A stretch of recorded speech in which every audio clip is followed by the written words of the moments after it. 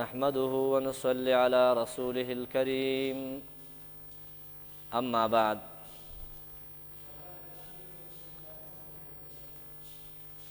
وما أتاكم الرسول فخذوه وما نهاكم عنه فانتهوا. ګرانو لیدونکو اوریدونکو مسلمانانو ورونو، مونږ او تاسې سلسلوار اورو هغه قواعد د نقد عند المحدثین. مونږ په دویمه قاعده کې شروع چې کله کله یو حدیث باندې نقد کیږي د وجې د مخالفت د یو راوي د نورو نه. مخالفت سبب د ضعف دی په روایت د راوي کې، چې کله یو ثقه خلاف وکړي لمن هو اوثق منه، یا یو ضعیف خلاف وکړي د ثقاتو نه. لکه یو صورت د خلاف داو چې خلاف راشي په منځ د دوه روایتونو کې فی الوصل والارسال. محفوظ او راجح دا وي چې دا حدیث دا مرسل دی او په منځ کې انقطاع موجوده ده. د هغې په خلاف باندې یو راوي دا حدیث هغه متصل راوړي او انقطاع پکې نه ذکر کوي. نو دلته اوس مونږ ګورو چې دا چا دا حدیث مرسل راوړی دی او په منځ کې انقطاع او رجل موجود دی، هغه اوثق دی یا هغه ثقات ډیر دي، او دا چا چې موصول کړی دی او دا رجل د منځ ساقط کړی دی دا ثقه یا ضعیف راوي دی. نو د ده دا سند ته مونږ څه شی وایو؟ شاذ او منکر، او هغه بل ته محفوظ وایو. یو بل مثال ذکر کوو د وضاحت دپاره، ځکه دا قواعد د حد نقد په حدیث کې هله مفید تمامیږي چې مونږ په مثال کې وپېژنو، په خارج کې وپېژنو چې دغسې احادیث په کتابونو د احادیثو کې منکر ورته ویل شوي یا شاذ ورته ویل شوي دي. د څه وجې نه؟ ځکه دلته نقد په حدیث د خلاف د وجې نه راغلی دی. امام ابن ماجه په رقم 5002 کې حدیث راوړی دی، او سنن دارقطني هغه حدیث راوړی دی په 191 او 190 کې. امام باقی په اول جلد 226 کې روایت ته د چانه عن الاوزاعي عن عطاء بن ابي رباح قال سمعت ابن عباس رضي الله عنهما يخبر أن رجلا أصابه جرح في رأسه على عهد رسول الله صلى الله عليه وسلم، ثم أصابه احتلاما فأمر بالاغتسال فاغتسل فكز فمات، فبلغ ذلك النبي صلى الله عليه وسلم فقال قتلوه قتلهم الله أولم يكن شفاء العي السؤال. دلته دا حدیث الفاظ د حدیث خو زمونږ دلته مقصد وضاحت نه دی، مونږ دلته کار د سند سره دی او د حدیث هغه درجه او حکم په قواعدو د محدثینو سره ځان ته معلومول دي. حدیث کې خدا مونږ او تاسو اورېدلی دا حدیث چې یو سړی و د صحابو په زمانه کې په سر باندې زخمی شو، او په سفر کې و چېرته په غره کې لرې ځای کې و، د ښار نه لرې کم ځای کې و. هغه د زخمی کېدو نه بعد اصابه احتلاما، هغه ته احتلام ورسېده. نو فامر بالاغتسال، هغه د خپل ملګرو نه معلومات وغوښت چې ما باندې غسل اورېدلی دی او زه په سر کې زخمی یم، څه چل وکړم؟ نو هلته چې کوم کسان موجودو د خپل علم مطابق یې ورته فتوا ورکړه چې اوبه شته او ته په اوبو قادره یې، ستا صرف په سر کې لږ زخم دی، نور بدن د زخمی نه دی، نو ته باید غسل وکړې. نو هغه بیچاره غسل وکړ. وایي نو یخ د هغه بدن ته ورسېده. کوزه کزازه وایي رعدة تصیب الانسان من برد شدید، یعنی کله چې انسان یخني ونیسي نو لرزیږي، دا جام یې قړفیږي، دا غاښونه او جامې لرزیږي بدن یې لرزیږي د ډېرې یخنۍ د وجې نه کله چې هغه په دې یخ کې دا یخ اوبه په ځان واړولې نو بدن یې ولرزېده یخ شو بدن یې بیچاره د هغې نه مړ شو نبی صلی الله علیه وسلم ته خبر ورسېد هغه وفرمایل قتلوه قتلهم الله دا سړی دیو په خپل لاس ووژه الله دیو وژني او علامه کن شفاء العی السؤال د ناپوه سړي دپاره علاج د ناپوهۍ هغه تپوس نه و تپوس به کړی وای چې د دوی د جهالت او د ناپوهۍ علاج شوی وای اوس دلته دا حدیث خو په دې سندونو باندې رانقل شو لیکن دې حدیث کې اختلاف دی علی الوصل والارسال په یو سند کې حدیث متصل په بل حدیث کې دا په بل سند کې حدیث مرسل دی څنګه مصنف عبدالرزاق چې راوړی دی په اول جلد 223 کې د اوزاعي نه عن رجل عن عطاء بن ابي رباح ګورئ په تیر سند کې ابن ماجه راوړی و بیهقي راوړی و عن الاوزاعي عن عطاء بن رباح د اوزاعي او د عطاء بن رباح په منځ کې واسطه موجوده نه وه حدیث متصل سند متصل لیکن مصنف عبدالرزاق کې چې حدیث راغلی دی هلته د اوزاعي او د عطاء ابن رباح ترمنځ رجل موجود دی پته ولګېدل چې د حدیث مرسل هلته او امام ابو داود هم راوړی د محمد بن شعیب نه اخبرني الاوزاعي انه بلغه عن عطاء ابن ابي رباح فذكره بسنده نو ګوره د مصنف عبدالرزاق چې د حدیث ته مرسل وویل چې د اوزاعي او د عطا په منځ کې رجل شته نو دغه سند تایید سنن ابو داود کې هم دی چې محمد ابن شعیب وای اخبرنا الاوزاعي انه بلغه عن عطاء ابن ابي رباح اوزاعي ته د عطاء ابن رباح نه د بل چا په واسطه حدیث رسېدلی دی نو معلومیږي چې دلته ارسال په منځ کې بل سړی موجود دی او دغه حدیث امام احمد په اول جلد 380 کې سنن دارمی په 252 نمبر کې حدیث راوړی دی چې عن ابي المغیره قال حدثنا الاوزاعي قال بلغني عن عطاء قال انه سمع ابن عباس نو ګورئ په یو سند کې حدیث شی راغی متصل راغی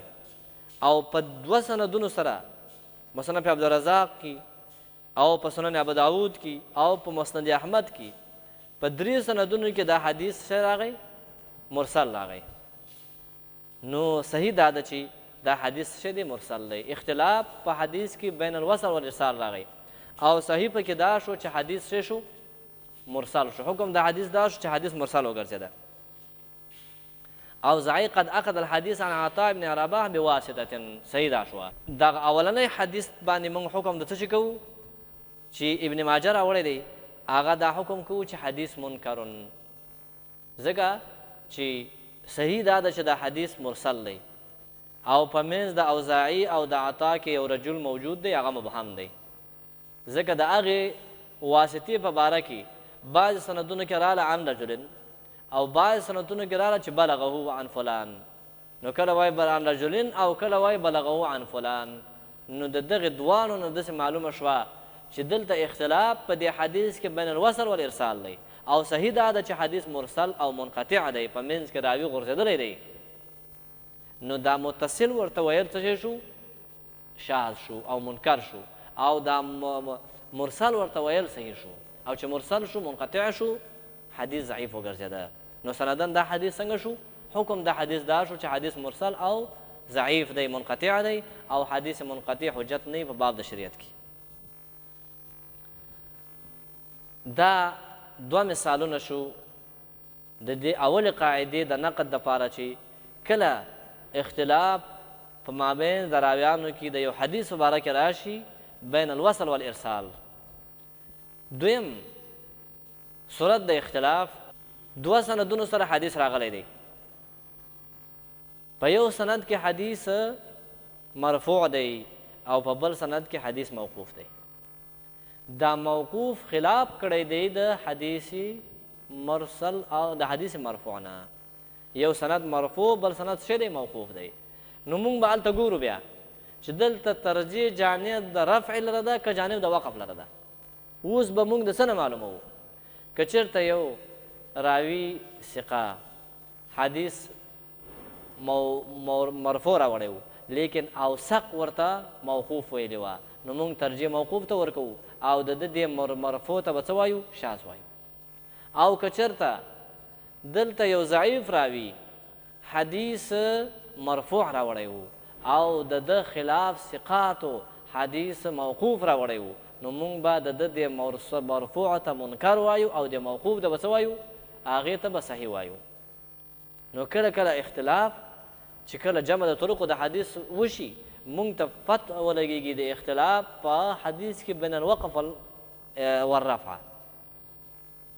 اوس د دې دپاره یو مثال دوه پیش کوو د وضاحت دپاره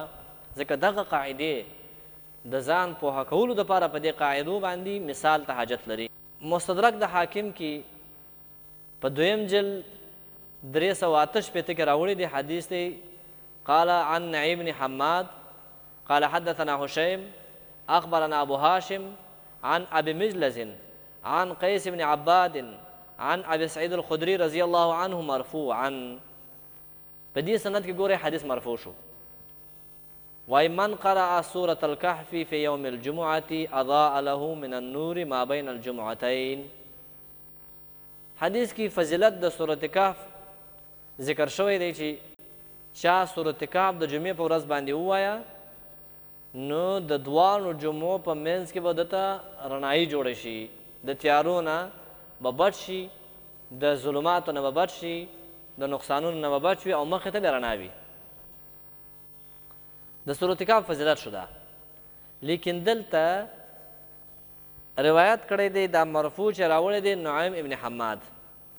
دا نعیم ابن حماد صدوق فی نفسه د ذات په لحاظ محدثین د نعیم په باره کې وایي چې صدوق دی لكن الا انه ضعیف من قبل حفظه وقد خولف في اسناد الحديث دی د حفظ په لحاظ دی ضعیف ګڼل کېده عادل وو حدیث متصل راوړی دی لیکن د کې نقصان د ضبط موجود و نو معلومه شو چې دی یو راوی دی چې په درجه د اوثق او په درجه د کامل ثقتوب کې نه دی دلته حدیث په مرفوع راوړی دی په دې مرفوعوالي کې د خلاف شوی دی چا خلاف کړی دی حدیث راوړی دی سعید بن منصور او محمد بن فضل کلاهما عن هشیم بسنده موقوفا ګوره دوه کسان د دې نعیم خلاف راغلی دي یو دی سعید بن منصور بل دی محمد ابن فضل محمد ابن فضل عارم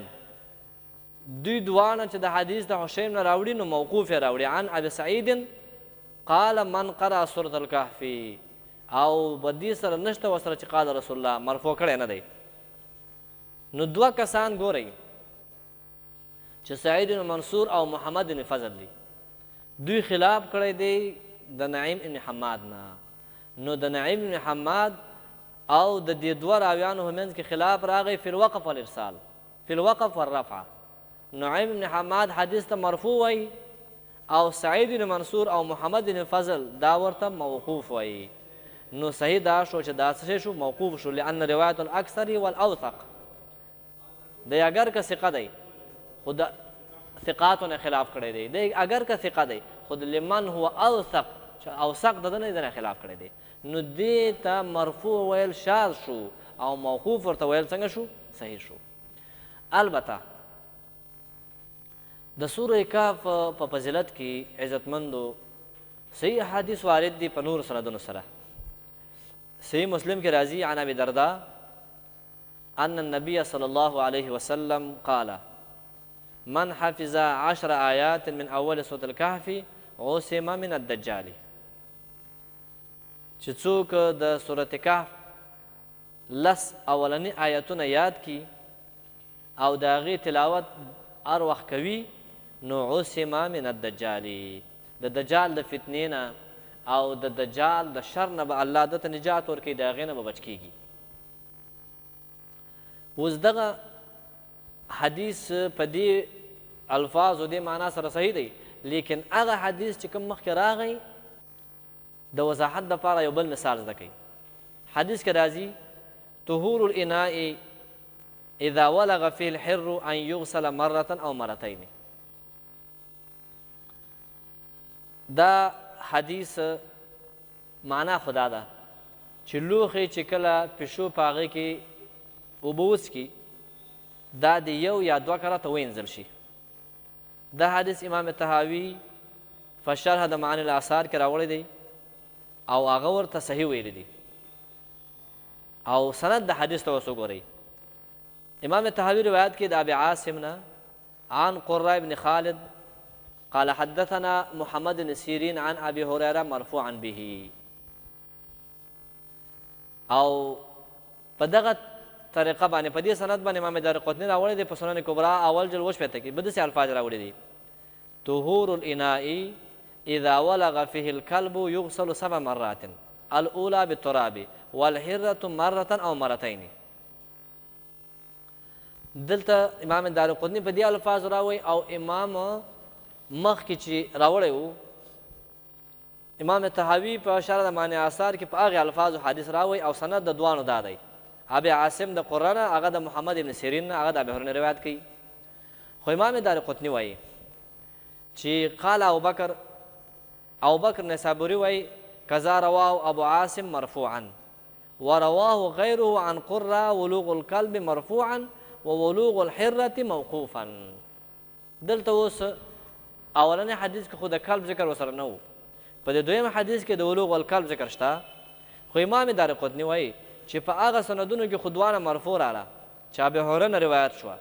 لیکن دا د ولوغ الکلب روایت مرفوع دی او دا د ولوغ الحره روایت دا مرفوع د ابي هريره ثابت نه دی، بلکې صحیح سند دا دی چې دغه د ولوغ الحره روایت دا موقوف دی پر ابي هريره باندې او رسول الله ته مرفوع نه دی. ولی؟ ځکه دلته اوس بل سند دا دی خلاف شوی دلته. امام ابن منذر په اوسط کې اول جلد 300 کې راوړی دی. امام دارقطني په اول جلد 8 کې وایي قال حدثنا مسلم بن ابراهيم حدثنا قرة عن محمد بن سيرين عن ابي هريره في الهرة يلغ في الاناء قال يغسله مرة او مرتين. دلته اوس ګوره د دې سند نه داسې معلومیږي چې دا قول د ابي هريره دی او حدیث موقوف دی په ابي هريره باندې او د مخکې سند نه معلومېدله چې حدیث مرفوع دی. نو دلته اختلاف راغی د دې حدیث په وصل او په ارسال کې او ترجیح چې کله اختلاف راشي په یو سند کې د وصل او د ارسال نو د وصل او د وقف او د رفع نو دلته ترجیح هغه وقف لره ده. ولی؟ ځکه چې دلته یو راوي خلاف کړی دی د نورو نه. څنګه خلاف کړی دی؟ ځای د خلاف وپېژنئ. مصنف عبدالرزاق کی رازی اول جل 9 نوی کی د ابن منذر پر روایت باندې امام دارقطنی هم راوړی دی عن معمر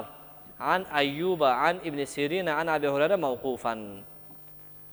والوقف هو الاصح لحديث الحره. ولی؟ ځکه چې دلته مسلم ابن ابراهیم مقدم في قرة ابن خالد على ابي عاصم النبيلي. اوس ابي عاصم چې روایت د قرآن کوي نو هغه سره راوړي هغه راوړی و مرفوع، لیکن قرة ابن خالد چې د ابي عاصم نه روایت کوي نو هغه موقوف راوړي.